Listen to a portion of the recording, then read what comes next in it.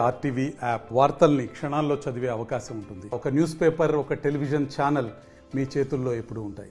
ప్రతినిత్యం రాజకీయ పార్టీలకు సంబంధించినటువంటి నేతలు ఆరోపణలు, ప్రత్యారోపణలు, విమర్శలు, ప్రతివిమర్శలు చేసుకోవడం చాలా సహజం.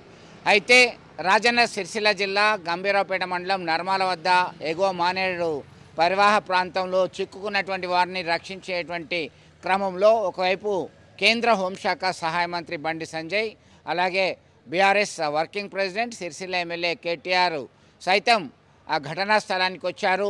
పరస్పరం ఎదురుపడగానే ఒకరినొకరు విజ్ చేసుకున్నారు. బాగున్నారా అంటే బాగున్నారా అంటూ గుసగుసలు పోశారు. ఒకరినొకరు ఆలింగనం చేసుకొని ఆప్యాయంగా పలకరించుకున్నారు. ఇది కాస్త వైరల్గా మారింది.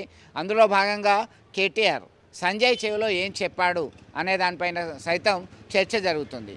కొంతమంది ఇరు వర్గాలకు చెందినటువంటి కార్యకర్తలు, నేతలు ముందుగా వీరు పరామర్శించారంటే వీరు పరామర్శించారు అని చెప్పి వాదనలు, ప్రతివాదనలు చేస్తున్నారు. అదే అలా ఉంటే స్థానికులు ఏమనుకుంటున్నారో మనం మాట్లాడదాం ఒకసారి. వీరిద్దరు కలిసిండ్రు నిన్న గంభీరావుపేట సమీపంలో వరద బాధితులను కాపాడడానికి. దానికి సంబంధించి మనం ఏమనుకుంటారు? ఎట్లా అనుకుంటారు? వీళ్ళిద్దరు కలవడం చాలా సంతోషంగా ఉంది. ఒకదిక్కు బండి సంజయ్ గారు కేంద్ర మంత్రి, రెండవది బీఆర్ఎస్ పార్టీ కేటీఆర్ గారు, ఇద్దరు కలిసి ప్రజల కష్టాల టైంలో మాత్రం కలిసి సంతోషంగా ఒకరికొకరు స్పందనతో కలిసి వారికి వారు ఏం మాట్లాడుకున్నారో తెలియదు కానీ సంతోషంగా ఉన్నది మాకైతే. మాకు మాత్రం కలిసి ఇట్లే ప్రజల సేవ కొరకు కలిసి సేవ చేయాలని మేము అందరం కోరుకుంటున్నాం.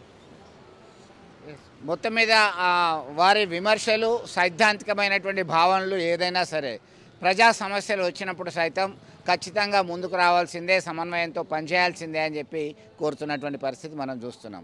విడుదల సుమంత్తో కలిసి చంద్రశేఖర్, ఆర్టీవీ, కరీంనగర్ నుండి. మరిన్ని వీడియోస్ కోసం ఛానల్ ని సబ్స్క్రైబ్ చేయండి. లేటెస్ట్ అప్డేట్స్ కోసం వాట్సాప్ ఛానల్ ని ఫాలో చేయండి. అండ్ లింక్ డిస్క్రిప్షన్ లో ఉంది.